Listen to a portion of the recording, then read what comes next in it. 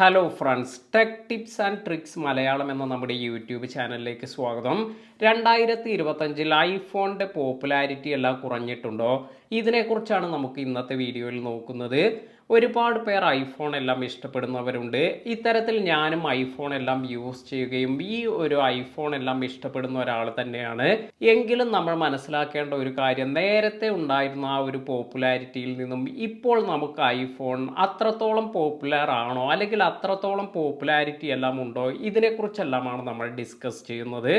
കുറേ കാര്യങ്ങളെല്ലാം നമ്മൾ ശ്രദ്ധിക്കുകയാണെങ്കിൽ ഐഫോൺ 2025 ഇതിൻ്റെ പോപ്പുലാരിറ്റിയിൽ ഒരുപാട് വ്യത്യാസമെല്ലാം വന്നിട്ടുണ്ട്. അപ്പോൾ എത്തരത്തിലാണ് ഈ ഒരു വ്യത്യാസം, അത് എന്തെല്ലാം ഘടകങ്ങൾ കൊണ്ടാണ് ഈ ഒരു പ്രശ്നമെല്ലാം വന്നിരിക്കുന്നത്, ഇതിനെക്കുറിച്ചെല്ലാം നമുക്ക് നോക്കാം. ഒന്നാമതായി നമ്മൾ ഐഫോണിൻ്റെ സെയിൽസിനെ കുറിച്ചെല്ലാം നോക്കുകയാണെങ്കിൽ ഈ ഒരു സെയിൽസിലെല്ലാം കുറവ് വരുന്നുവെങ്കിൽ, അല്ലെങ്കിൽ ഏതൊരു ഫോണിൻ്റെയും സെയിൽസിലെല്ലാം കുറവ് വരാനുള്ള ഏറ്റവും വലിയൊരു കാര്യമെന്ന് പറയുന്നത്, നിലവിൽ നമുക്കൊരു ഹാൻഡ്സെറ്റ് എല്ലാം ഉണ്ട്, അല്ലെങ്കിൽ ഒരു സ്മാർട്ട് ഫോൺ എല്ലാം ഉണ്ടായിരിക്കും. അപ്പോൾ ഇതിൽ ഒരുപാട് പേർക്ക് ഇത്തരത്തിൽ ഒരു ഫോൺ അല്ലെങ്കിൽ രണ്ട് ഫോൺ എല്ലാം തന്നെ ഇതെല്ലാം തന്നെ യൂസ് ചെയ്യുന്നവരെല്ലാം ആയിരിക്കും. അവരുടെ കയ്യിൽ ഒരു സ്മാർട്ട് ഫോൺ എല്ലാം ഉണ്ട്. അപ്പോൾ ഇങ്ങനെ നമ്മൾ ഒരു ഫോൺ എല്ലാം പർച്ചേസ് ചെയ്യുകയാണെങ്കിൽ, നല്ല ഒരു ഫോണെല്ലാം ആണെങ്കിൽ 3 to 5 ഇയേഴ്സ് എല്ലാം തന്നെ ഇത് ലാസ്റ്റ് ചെയ്യും. മിനിമം നമുക്ക് ഇത്തരത്തിലെങ്കിലും യൂസ് ചെയ്യാൻ പറ്റുന്ന തരത്തിലുള്ള ഫോണെല്ലാമാണ് ഇപ്പോൾ മാർക്കറ്റിലുള്ളത്. അതിനാൽ തന്നെ അത്യാവശ്യം നല്ലൊരു ഫോണെല്ലാം ഉള്ളവർ വളരെ പെട്ടെന്ന് തന്നെ അവരുടെ ഫോണൊന്നും അപ്ഗ്രേഡ് ചെയ്യുന്നില്ല. അപ്പോൾ ഇത്തരത്തിൽ നിങ്ങൾ ഓൾറെഡി ഒരു ഫോണെല്ലാം ഉള്ളവരാണെങ്കിൽ വളരെ പെട്ടെന്ന് തന്നെ നിങ്ങൾ മറ്റൊരു ഫോൺ എടുക്കാൻ ഇതിനു വേണ്ടി തയ്യാറാകില്ല. അപ്പോൾ ഇതും മൊബൈൽ ഫോണിൻ്റെ എല്ലാം സെയിൽസിനെ എല്ലാം നല്ല രീതിയിൽ ബാധിക്കാറുണ്ട്. ഇപ്പോൾ ഉദാഹരണമായി പറയുകയാണെങ്കിൽ, നിങ്ങൾ ഇപ്പോൾ ഒരു ഐഫോൺ എല്ലാം പർച്ചേസ് ചെയ്തു, വളരെ പെട്ടെന്ന് തന്നെ, അതായത് ഒരു 2 വർഷം കൊണ്ടൊന്നും നിങ്ങൾ ഈ ഒരു ഫോണൊന്നും ചേഞ്ച് ചെയ്യാൻ ആഗ്രഹിക്കുന്നില്ല. ഒട്ടുമിക്ക പേരും ഇത്തരത്തിൽ ഇത് ചേഞ്ച് ചെയ്യാറില്ല. പരമാവധി അത് യൂസ് ചെയ്ത് നല്ല രീതിയിൽ യൂട്ടിലൈസ് ചെയ്തതിന് ശേഷമെല്ലാം ആയിരിക്കും മറ്റൊരു മോഡലിലേക്ക് കുറേ വർഷങ്ങൾക്ക് ശേഷം ഇതെല്ലാം അപ്ഗ്രേഡ് ചെയ്യുന്നത്. അതിനാൽ തന്നെ ഇത് സെയിൽസിനെ ബാധിക്കുന്നുണ്ട്.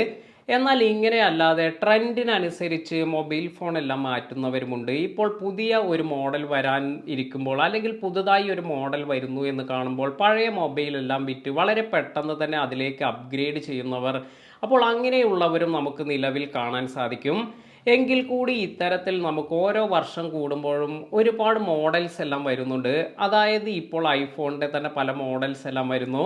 അപ്പോൾ വലിയ വ്യത്യാസമൊന്നുമില്ല എങ്കിൽ, അതായത് ഇപ്പോൾ 14 നിന്ന് 15 ഐഫോൺ 15 നിന്ന് 16 ഇത് അപ്ഗ്രേഡ് ചെയ്യേണ്ടതായ വലിയ വ്യത്യാസമൊന്നും വരുന്നില്ല എങ്കിൽ, ഒരുപാട് പേർ ഇത് അപ്ഗ്രേഡ് ചെയ്യണോ എന്നൊരു കൺഫ്യൂഷൻ എല്ലാം ഉണ്ടാകാം. അപ്ഗ്രേഡ് ചെയ്യാൻ താല്പര്യമുണ്ടെങ്കിൽ കൂടി അതിൽ അധികം ഫീച്ചേഴ്സ് അഡീഷണലായി വരുന്നില്ല എങ്കിൽ, ഇതും അപ്ഗ്രേഡ് ചെയ്യുന്നതിൽ നിന്നും പലരെയും ബാക്കിലേക്ക് കൊണ്ടുപോകാറുണ്ട്, അല്ലെങ്കിൽ അപ്ഗ്രേഡ് ചെയ്യാൻ വേണ്ടി വീണ്ടും വെയിറ്റ് ചെയ്യാറെല്ലാമുണ്ട്.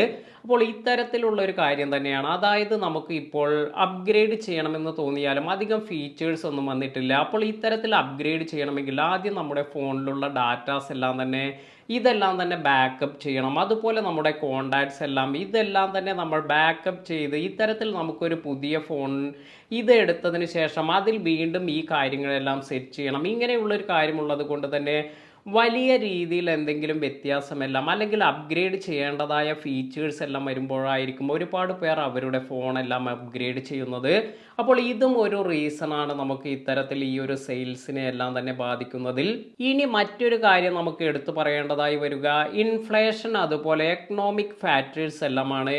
ഇൻഫ്ലേഷൻ അതുപോലെ എക്കണോമിക് ഫാക്ടേഴ്സ് എല്ലാം തന്നെ ഒരുപാട് പേരെ പ്രീമിയം ഡിവൈസുകളെല്ലാം പർച്ചേസ് ചെയ്യുന്നതിൽ നിന്നും അവർ ഇത് സാധാരണ ഒരു കാറ്റഗറിയിലുള്ള, അല്ലെങ്കിൽ നമ്മുടെ ബഡ്ജറ്റിനനുസരിച്ചുള്ള ഡിവൈസ് എല്ലാം പർച്ചേസ് ചെയ്യുന്നതിന്, അല്ലെങ്കിൽ അത്തരത്തിലുള്ള മൊബൈലെല്ലാം പർച്ചേസ് ചെയ്യുന്നതിലേക്കെല്ലാം പോകാറുണ്ട്. ഇതും ഇത്തരത്തിൽ ഐഫോണിനെ സംബന്ധിച്ച് സെയിൽസ് എല്ലാം കുറയാൻ കാരണമാകുന്നുണ്ട്.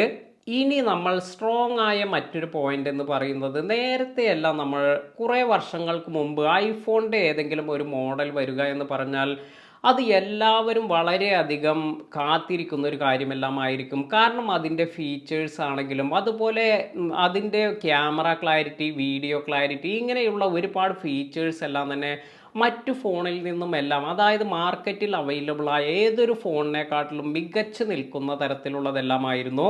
അതിനാൽ തന്നെയാണ് ഒരുപാട് പേർ ഇത്തരത്തിൽ ഈ ഐഫോൺ ലോഞ്ച് എല്ലാം തന്നെ പ്രതീക്ഷിച്ച്, അല്ലെങ്കിൽ ആ ഒരു സമയത്ത് ഈ ഒരു ഇവന്റ് എല്ലാം കണ്ടതിന് ശേഷം ഒരുപാട് പേർ ഈ ഇവന്റ് കാണുകയും അതുപോലെ വളരെ പെട്ടെന്ന് തന്നെ ഇത് മാർക്കറ്റിൽ വരുമ്പോൾ ഈ ഒരു ഐഫോൺ എല്ലാം തന്നെ പർച്ചേസ് ചെയ്യാറുമുണ്ട്.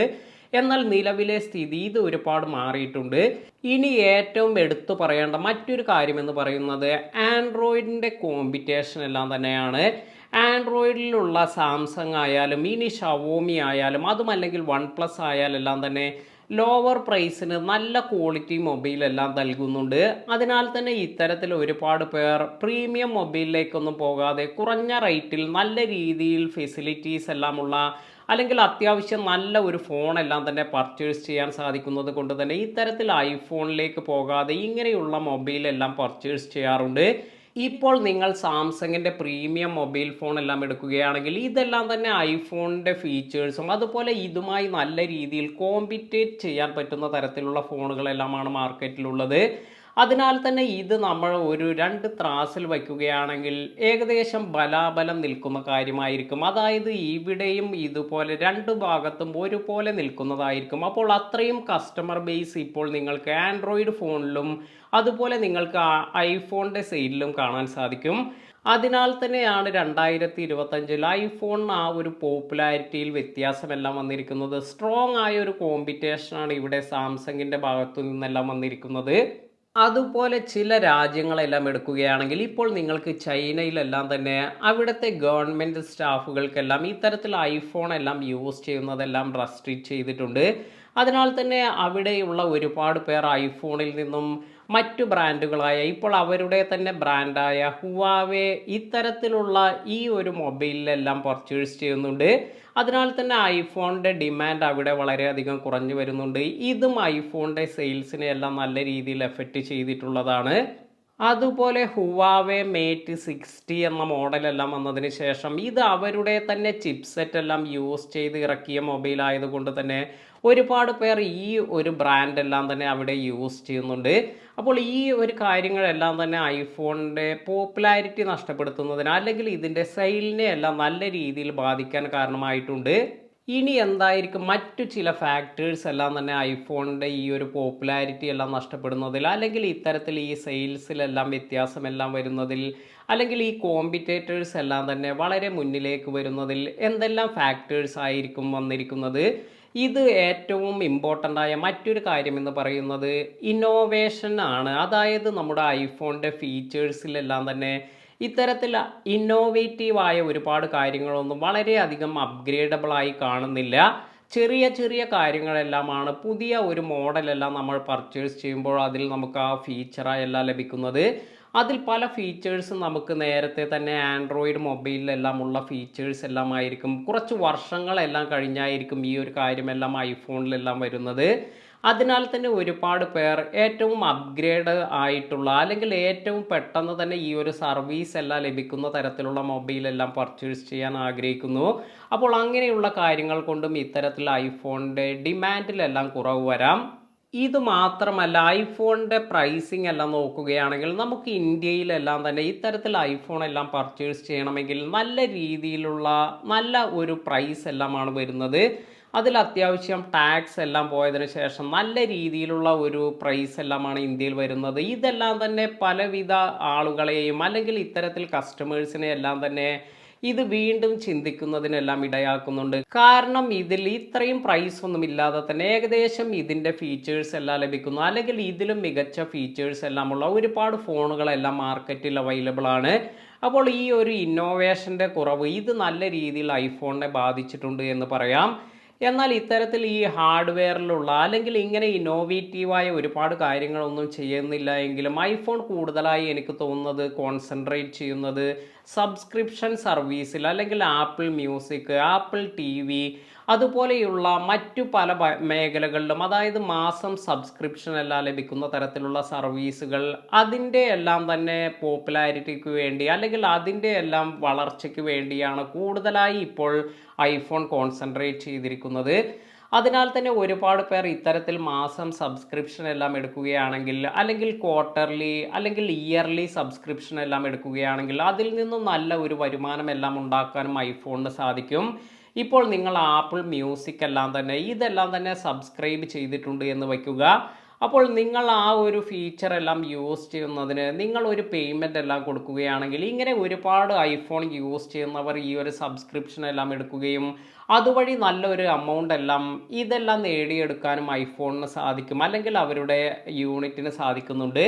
അപ്പോൾ ഈ ഒരു ഭാഗത്തേക്ക് അധികം കോൺസെൻട്രേഷൻ എല്ലാം കൊടുക്കുന്നത് കൊണ്ടായിരിക്കാം ഒരു പക്ഷേ ഹാർഡ്വെയർ ഭാഗത്തേക്ക്, അല്ലെങ്കിൽ ഇത്തരത്തിൽ ഈ ഇന്നോവേറ്റീവായ അല്ലെങ്കിൽ ആൻഡ്രോയിഡ് ഫോണുകളിലെല്ലാം ഉള്ള തരത്തിലുള്ള ആ ഒരു ഇന്നോവേഷൻ ഒന്നും തന്നെ ഐഫോണിൽ അത്രത്തോളം വരാത്തത്. അപ്പോൾ കൂടുതലായി ഇത്തരത്തിൽ ഈ ഒരു സബ്സ്ക്രിപ്ഷൻ ടൈപ്പ് ഈ ഒരു ആപ്ലിക്കേഷൻ്റെ ഇതിൻ്റെ എല്ലാം തന്നെ ഡെവലപ്മെൻറ്റിനാണ് കൂടുതലായി ഐഫോൺ എല്ലാം തന്നെ കോൺസെൻട്രേറ്റ് ചെയ്യുന്നത് എന്നാണ് എനിക്ക് മനസ്സിലാകുന്നത്. കാരണം ഇതിലേറ്റവും ഇമ്പോർട്ടൻ്റ് ആയി എടുത്തു പറയേണ്ട മറ്റൊരു കാര്യം എന്ന് പറയുന്നത്, ഇപ്പോൾ നമുക്ക് ആൻഡ്രോയിഡ് ഫോണുകളിലെല്ലാം തന്നെ AI യൂസ് ചെയ്തുള്ള സർവീസുകൾ, ആർട്ടിഫിഷ്യൽ ഇൻ്റലിജൻസ് ഫീച്ചേഴ്സ് എല്ലാം തന്നെ ഒരുപാട് വർഷങ്ങൾക്ക് മുമ്പ് തന്നെ വന്നിരുന്നു. ഐഫോൺ ഇത് വളരെ പെട്ടെന്നെല്ലാം കൊണ്ടുവരുമെന്ന് പറഞ്ഞ് ഒരുപാട് നാളെല്ലാം വെയിറ്റ് ചെയ്തതിന് ശേഷം ഇപ്പോൾ അടുത്താണ് ഇത്തരത്തിൽ ഈ ഒരു ഫീച്ചേഴ്സ് കുറേയെങ്കിലും നമുക്ക് ഇത്തരത്തിൽ അവൈലബിൾ ആയിട്ടുള്ളത്.